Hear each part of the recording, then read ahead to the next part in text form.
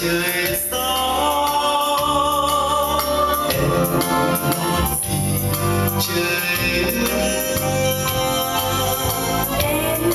lo gì mùa hè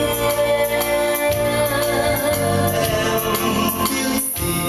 mùa thu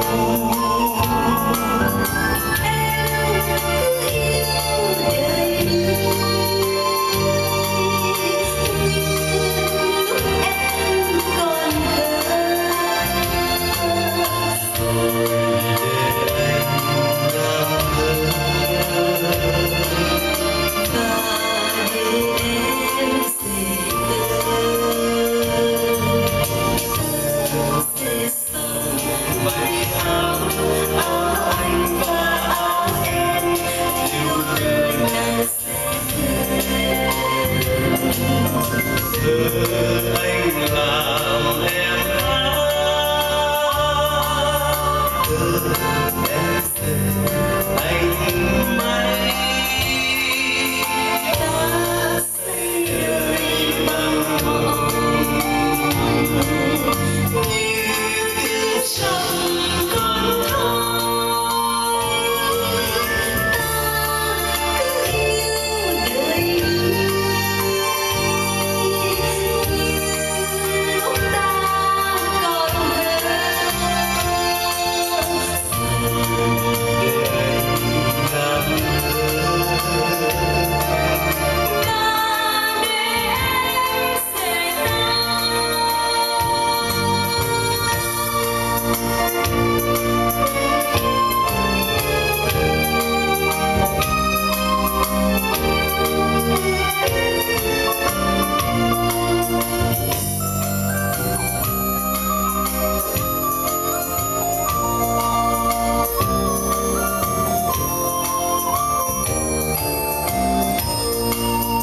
em lo gì trời gió em lo gì trời em lo gì mùa hè em biết gì mùa thu yêu đời